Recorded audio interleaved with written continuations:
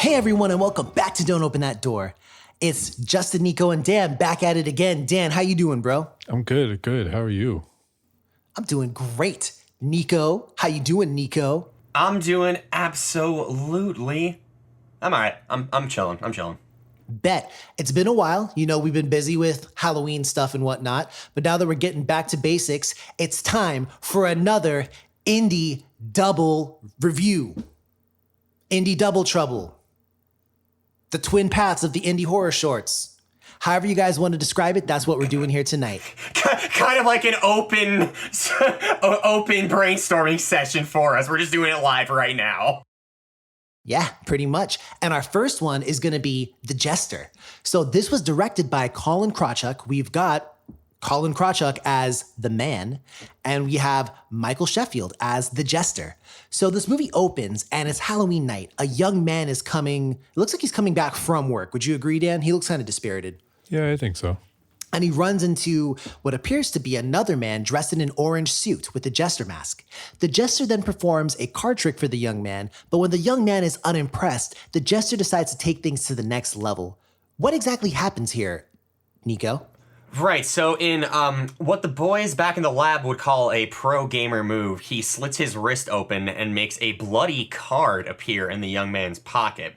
And he then lures the young man into the road where he is hit by the car, but the driver also turns out to be the jester. After performing trick after trick, the jester finishes his act by handcuffing the young man and making him disappear. And how does that close out, Dan? So the movie closes, and the jester kind of runs into some other Halloween revelers. He performs a card trick for them. They kind of clap for him, and, they're pleased with the results of his trick. And the jester then is like, happy with it, and he just kind of does a little bow, gives them a piece of candy, and carries on his way. Wow. Talk about different strokes for different folks, am I right? So let's go ahead now and break this one down to the bare bone tactics. Dan, let's start with the audio here. Did this horror short really have a ton of audio to dissect?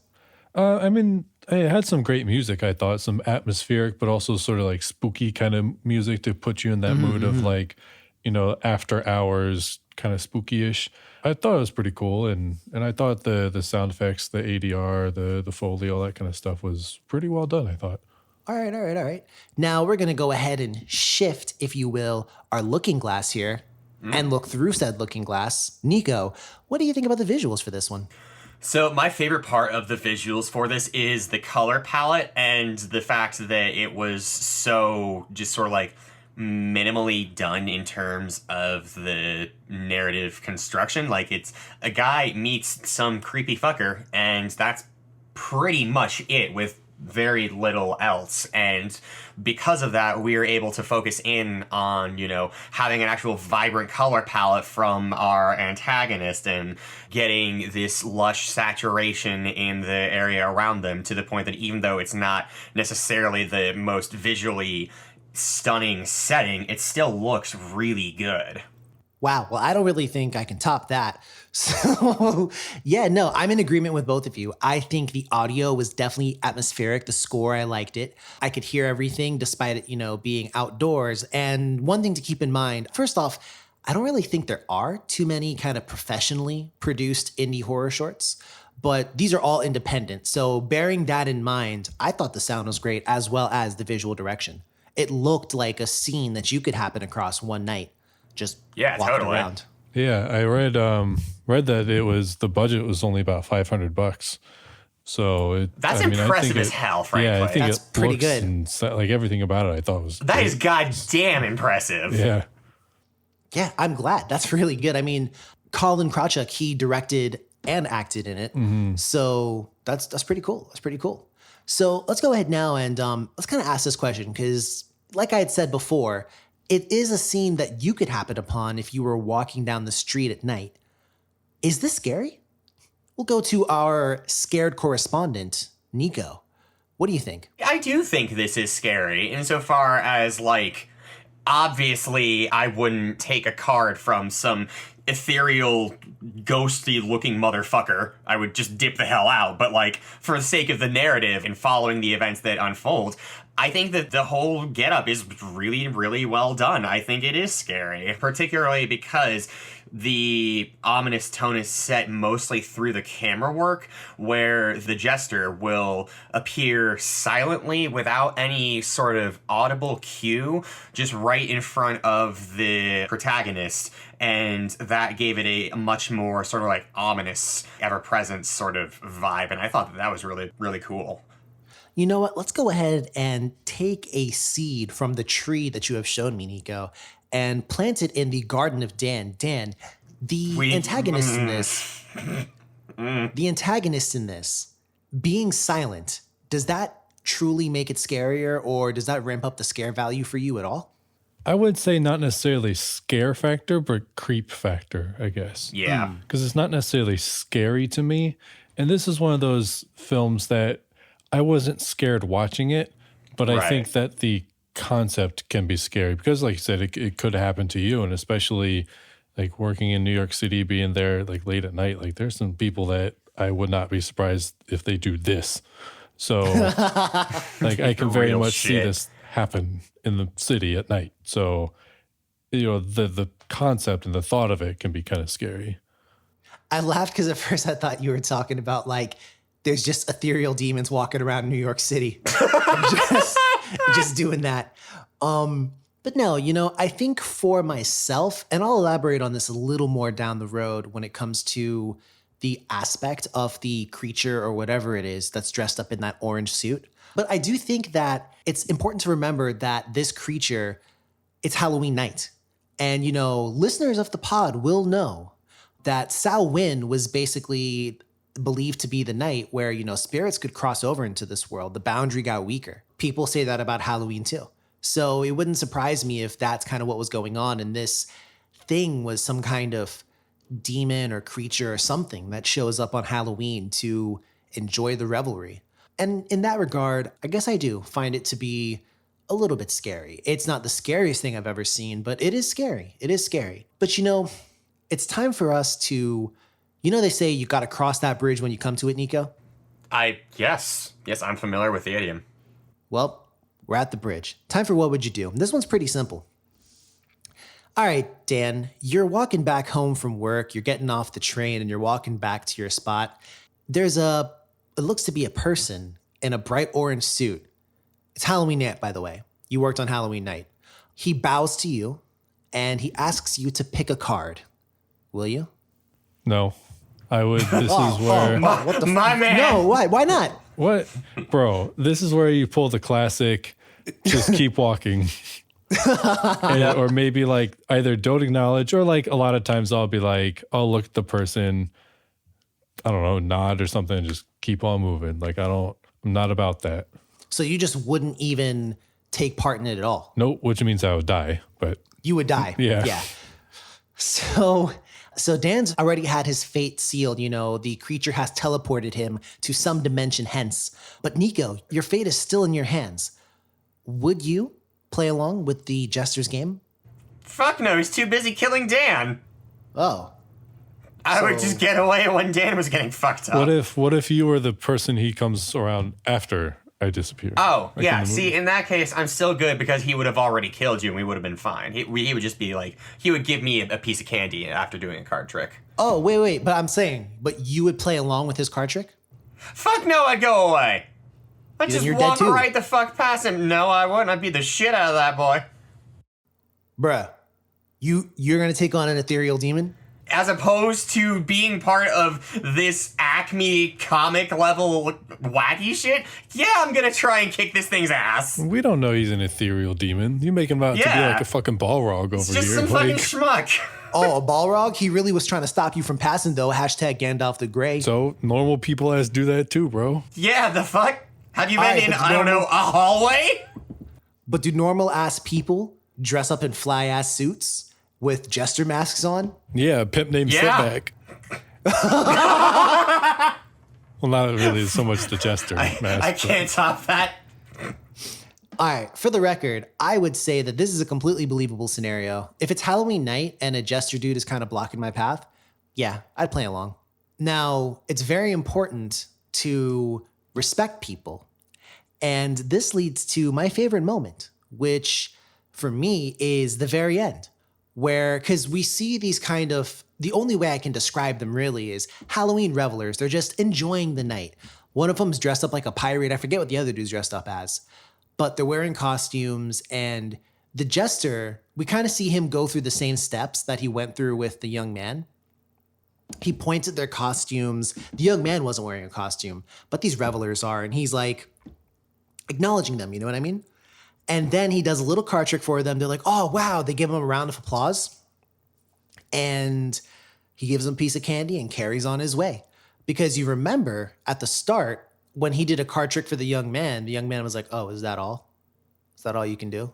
So I like that scene because it showed that like the Jester had feelings and you just don't go hurting people's feelings for no reason.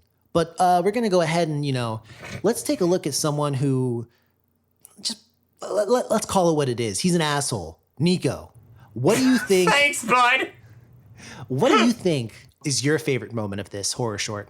My favorite moment was, and knowing that this was done now on a $500 budget just like truly fucking astonishes me. And frankly inspires me to make something cool. Like the fact that they could make a guy in a suit and a mask that still, looks impressive, but it's just a guy in a mask. To know that they could make him look as scary as they did is just really fucking cool. So my favorite moment is just when we see him for the first time and see that deep black pool void of his eyes. The eyes.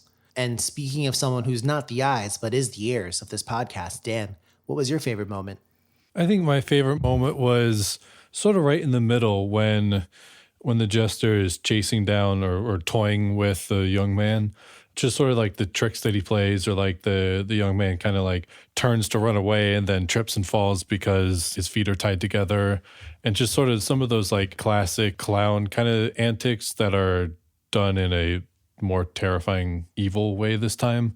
I just thought that was cool to see. Agreed.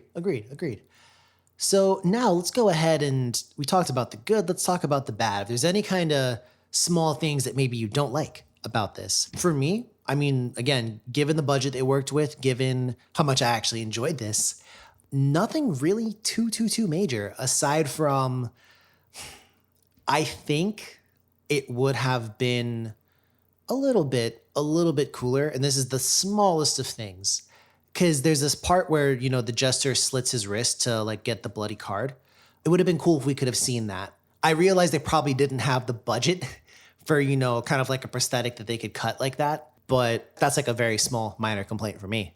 Dan, how about you? Any criticisms? Only one, and it's kind of small, like kind of what you were saying there. There's a scene after the Jester like captures a young man and he's about to kind of make him disappear. The young man's sitting on the ground. The Jester puts a mask on the young man. And right. I had to go back and rewatch this scene maybe 4 or 5 times. And I guess technically it works, but the Jester's like sitting next to the young man. And then the camera shifts to the young man's perspective. We see it first person. And it almost looks like the Jester is in front of the young man instead of sitting to the side or kneeling to the side. Interesting. That is what it looks like. I remember. Yeah. And when I rewatch it, I was like, okay, no, I guess the young man could be turning his head and looking that direction. So I guess it's okay. But something didn't line up there to me. And it kind of like took me out of that. Good eye. But that's a pretty minor thing. I mean, like I said, I think it all works, but it just felt a little weird, I guess, to me. Well, I said you weren't the eye, but much like Sauron, you are the eye. So, Nico, any criticisms from you? The only thing that I can think of, honestly, is just the natural human response that I think we all have when we watch these things. There's like, no, dumbass, don't do that. But that's part of the territory for horror movies, so I'm not really going to count that against it for this, just given that it is A, a horror short, and B, just like, I think the narrative works as a whole, so I'm going to say no criticisms from me. All right, well, we're going to go ahead and turn to IMDb for, the critic consensus here. So this movie's got a 6.7 out of 10 on IMDb. Let's go ahead and move the decimal place over by 1 if my college level quick maths are true. So that's 67. Let's go ahead and give a quick, general overview, if you will, about your thoughts and what you'd give this movie. I'll start because I quite like this. I like this like biscuits and tea.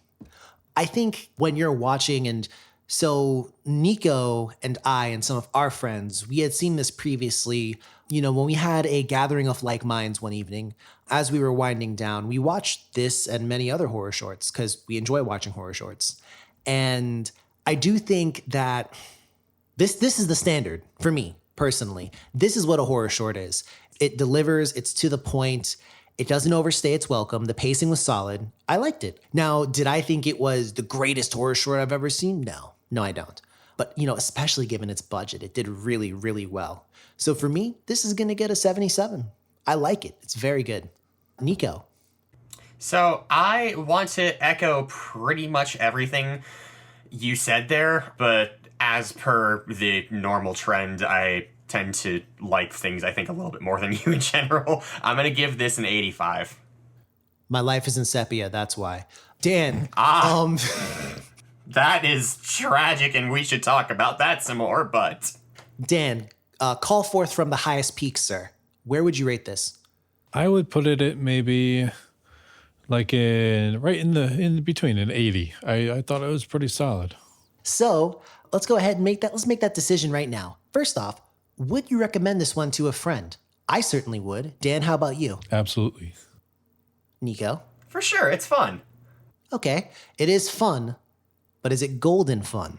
I'm gonna need to ask you to reconsider that phrasing there, bud. Just real quick. Now we're going with it. So, does this get the golden seal of approval for you? I'm going to start with you, Dan. Does it? I don't think it's golden fun, unfortunately. Unfortunate. I would have to, from the mountaintops, echo your comments, good sir. Nico? I also have to echo from the mountaintops that I'm not gonna give it the golden seal of approval.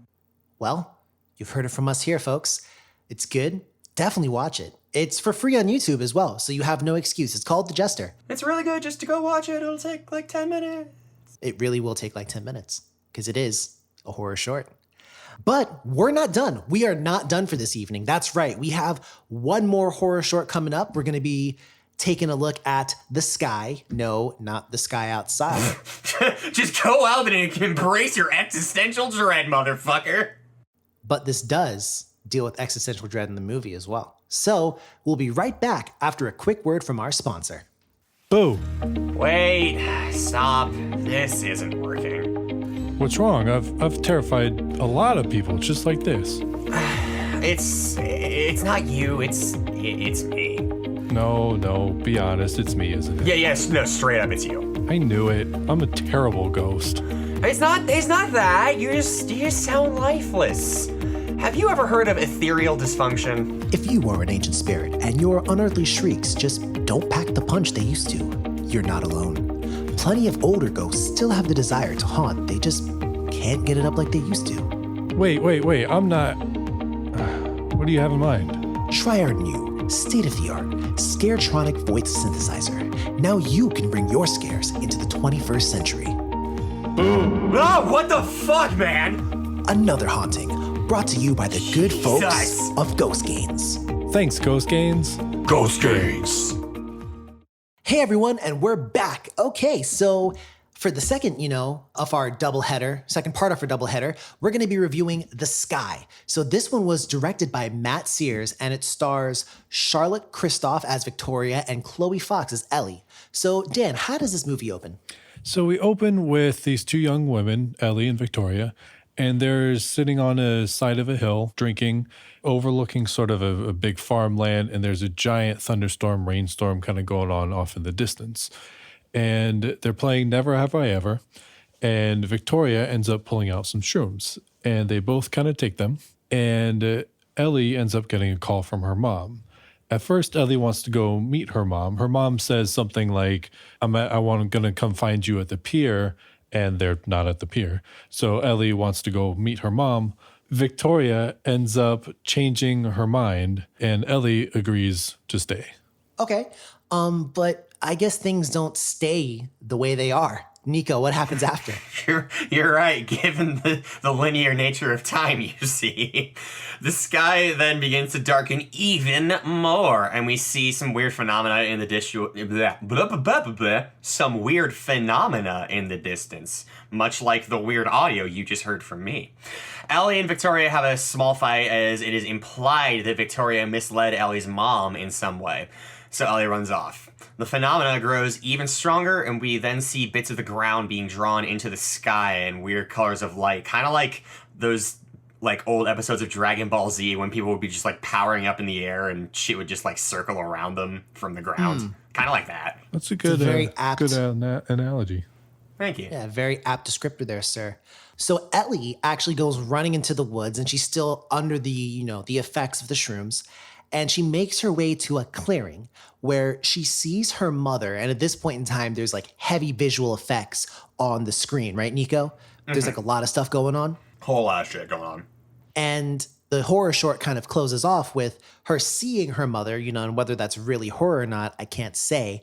But her mom and the world around her basically explodes into flame. And we actually see Ellie's skin on her face begin to peel off as the flame reaches her. And then it closes off. We're given a closing kind of scene where it gives us the name. It's the sky. And it closes like that. So let's go ahead now and, we'll flip the coin and start with visuals. Nico, how was this film to you visually? I loved this shit, dude. I love the minimal approach to camera angles and framing just because it made for me a more immersive experience, particularly with the attention to the almost visceral cuts with the depth of field alterations that they had in a lot of scenes, because the extended focus on characters' faces in conjunction with the like fantastically ethereal, subtle visual distortions throughout that, I think are reflective of both the otherworldly nature of cosmic horror in general, which I would argue this is, but also it's a visually stunning way of making the character drama more immersive. And finally, I just like that it also kind of diegetically we experience the same kind of like weird shit that the characters will be seeing because they're on mushrooms. Okay. So let's go ahead now. And Dan, first off, let me get your take on the visuals. Do you have anything else to add? I thought the visuals were dope. I pretty much echo what Nico says about them. Yeah, they were dope. All right.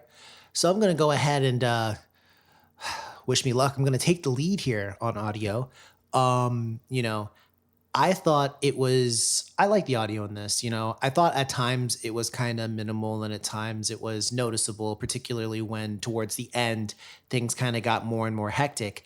I think at times for me personally, it wasn't really jumping out, which, to take a phrase from Nico can be a good thing at times. But I got to ask, Senpai, how did I do? And do you disagree with me? Who are you asking? That'd be you. Dan is Senpai. Oh. Okay. Yeah, I mean, it was cool. I agree with a lot of what you said about the effects and things. Personally, I like the soundtrack. I want to give a shout out to Tangeline Bolton because she's the one who did the music. I actually thought it was pretty cool, atmospheric, while also being almost like mysterious, almost. I thought it was pretty cool. So I was a big fan of the audio. Oh, and real quick, one thing that I would be remiss if I didn't point it out, since we pointed out the budget in our last horror short. So, according to some various sources that I've seen, the budget for this short was around £1,000 British sterling, which, correct me if I'm wrong, Nico, but that should put us at about 1,300 to 1,400 US America pounds. Yeah, pretty damn precision accuracy there, my friend. It is $1,318.50. Give or take. At time of recording. Oh, okay. So, well, I guess since I'm already talking with you here, let me ask you this. Is this scary? Do you find this type of horror short scary? Did you find this scary? I appreciate the theme of the terror that the characters are experiencing, but I don't find this scary, no. Okay. I guess I'm going to go ahead and shift the proposition here to you, Dan. Dan, is this scary? I don't think so. I don't think it's scary so much as it is tense, especially as the film starts to kind of build up and lead to the destruction of the world. It gets a lot more tense there. So I think sort of build up and tension is more accurate than scary. Okay. So, I think and, it's still horror, though, for sure. Oh, certainly.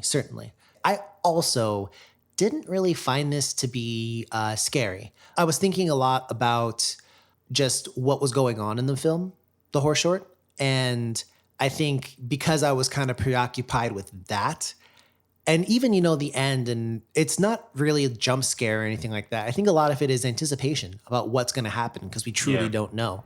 We see ominous looking, a dark sky, some phenomena happening. But, we're going to go ahead now and Dan, you kind of mentioned something about the end of the world, maybe. What do you think's happening in this movie? Any theories as to why she being Ellie is there with Victoria? I think that she wanted to find an enjoyable person to spend the end of days with. Now, I'm not entirely sure if enjoyable person means best friend or some alluding to a lover of some sort, but I think it kind of touches a little bit on what love is and what family is. And love is in not necessarily romantic love, but just love, period. Yeah. So, yeah, I think they were just trying to find, or she was trying to find somebody to spend the end of days with. Nico, do you concur? Yeah, I mean, I think that they could very well be friends. They could very well be in some kind of other relationship, but that's not really the important part. The important part is that they are clearly they know each other and share some degree of intimacy. So we get to see the terror of not only the events around them, but we see the stress of their, wearying relationships. I concur with both of you.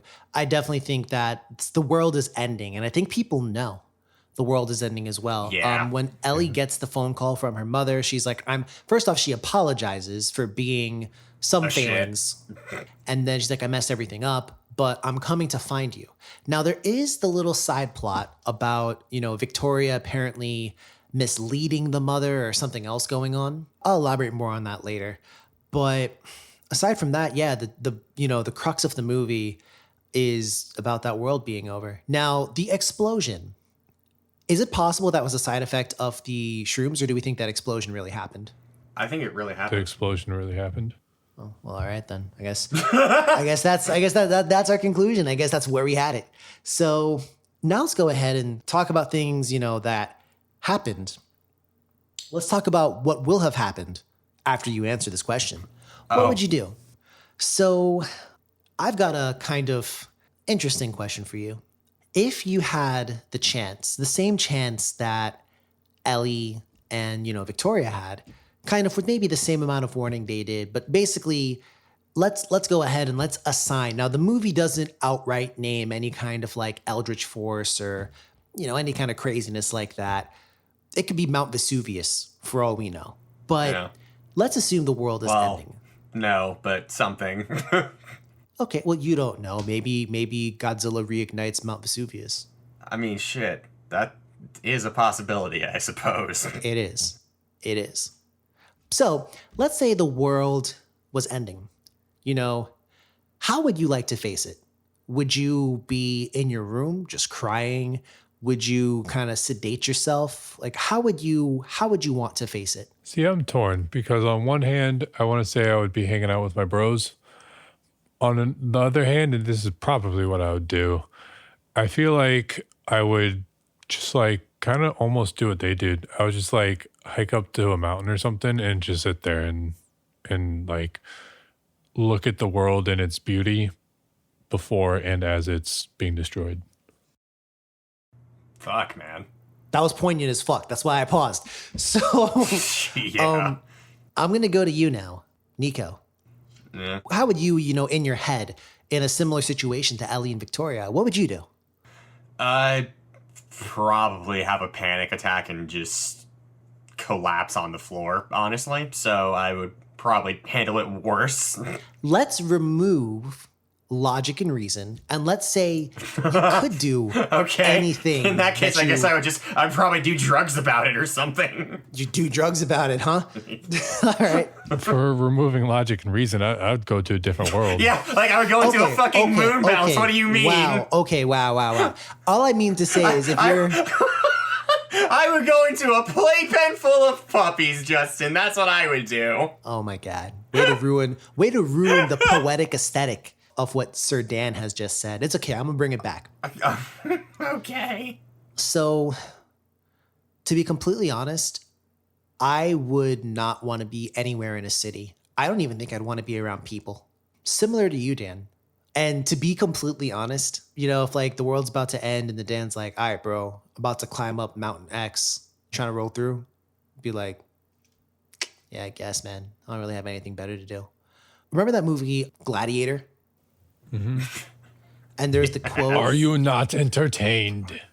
Well, that's the quote that most people took away from it, but I took a different quote. It was the one about, like everybody dies. And so the only thing you can do is smile. See, the quote I took from that movie was, with great power comes great responsibility. That's right. But that was classic. before Uncle Ben stabbed Caesar. Yeah. So just gotta make sure you get the canon right, folks. Yes. So, but no, I mean, that's what I would do. I would do pretty similar things. I think I would, granted, you have a better survival rate than I do in the forest. As we've talked about previously.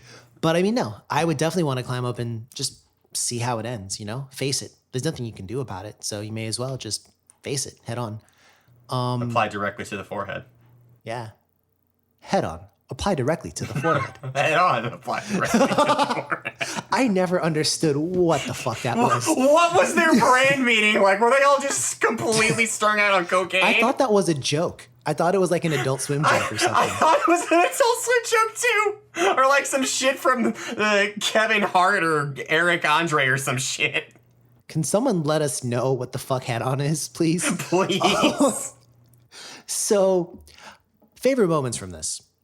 I'm going to go ahead and lead off with you, Nico. Let's give you a chance at redemption here. I did not realize that I was not in good social standing. Wow. All right. We are all sinners.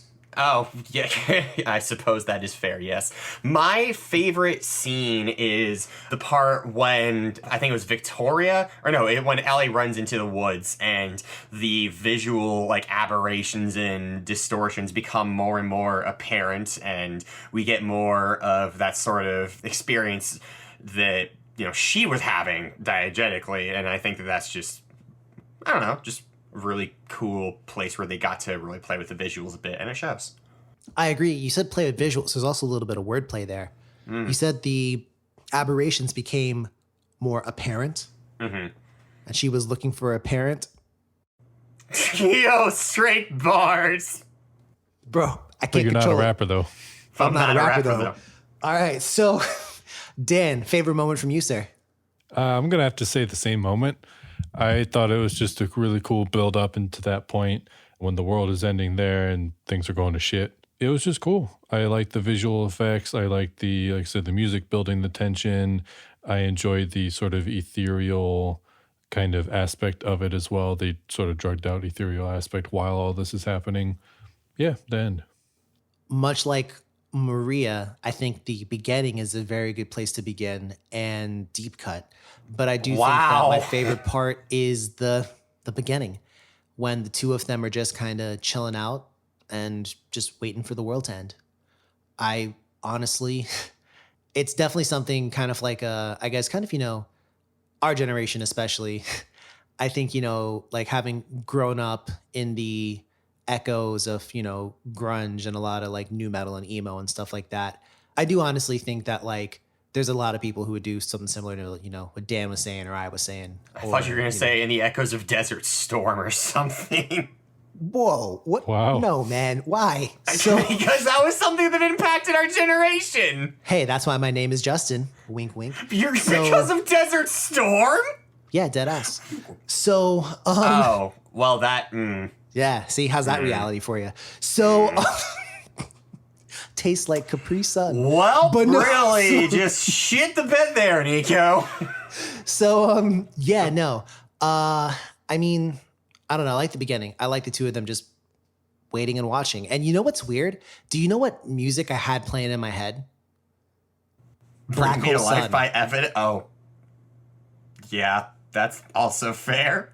Yeah, that totally could have been a song that like played at the end or something like that if they wanted to go that way. But yeah, no. So those are our favorite moments. Criticisms. I'll take the reins. So my biggest issue with this horror short was the whole direction of like, was her name Victoria?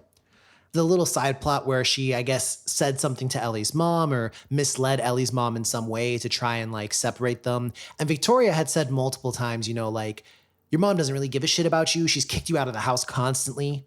Like, I care about you. So in that way, I could kind of see justification for her actions. And she does seem, you know, regretful and everything else like that. But to me, and this is entirely a personal thing, and I admit this is no like actual solid grounded criticism of it. I would have just liked to seen more of the two of them kind of just spacing out at the top of the mountain, or even if they had to go into the woods to do something else. I don't know. I just didn't like the whole subplot of the mom, basically. So I kind of agree with you there. I would say my criticism is pretty much along those lines of, I kind of think that subplot there was to kind of get at like the question of what is family, or what is like, is family blood or chosen blood versus blood that you were born into. Yeah, exactly. Chosen yes. family, rather. But I feel like it should have gone a little bit more into that. I almost feel like it was at a point where they just didn't go deep into that enough. Either take that part out or put more in. I think that's fair. To me, you know, I was kind of on that precipice there. Okay, and speaking of fair, let's go ahead and turn to Nico, the fairest of them all. So, Nico, what have you to say, sir, about your criticisms? I agree with both of you. I still, on the whole, really did enjoy it. And I'm willing to let a little bit of the sort of like narrative disconnect with that slide, just because the nature of this being a short piece. But it is still completely valid, and I do echo what you all say. Okay. So now let's go ahead and see what the critics thought. So again, back to IMDb. This one's got a 6.3 out of 10. That's a 63 quick mats. So let's see now. What are we going to say? General thoughts and your overall score. Once again, I'll take the lead. I like this. I thought it is definitely creative. They stretched the budget for the visual effects. And it was thought-provoking, you know? I think it does make me think. Is this necessarily something I would watch on a, you know, like a night with the lads? No, probably not if I knew the content. It is somewhat melancholic in nature. And that's not a bad thing. That's just not what I would want on a night out with the lads. But definitely, you know, kind of watching it by myself was cool. Again, aside from my one criticism, I liked it. So I would give it a 75. I think this is very solid. Let's go ahead and go with you, Dan. I echo a lot of the same thoughts. I thought it was a great movie. The visual effects were, I thought, stunning. I would give it a 70. I love whenever horror does stuff that's like cool and wacky with the visuals and it works. So I agree with everything that y'all said, but just for the really cool visuals, I'm going to give this an 85. Okay. Okay. Well, now we have to answer the question here. Would you recommend this one to a friend? I'm going to say yeah. Nico? Yeah, I would. Dan? Yes, I would. Now, does this get the golden seal of approval, Nico? I am going to say yes. Yes. I'm going to say no. Dan? I would also say no. Unfortunately, 1 out of 3 is not good enough for it to get the golden seal of approval. Gotta get the full. The round table. The round triangle, as it was. So, that's been it. If you like what you've heard, please go ahead and give us a follow. We're on Twitter and Instagram at DOTD Horror. We're also on Facebook. Don't open that door. And that's really been it from, you know, Nico, Dan, and of course your boy Jus. Keep an eye out, you know, on the horizon. Hopefully, you know, those clouds, not the end of the road. And there'll be sunny days ahead. Keep your heads up, everybody. Keep yourself safe. And please, ladies and gents, don't open that door. Bye.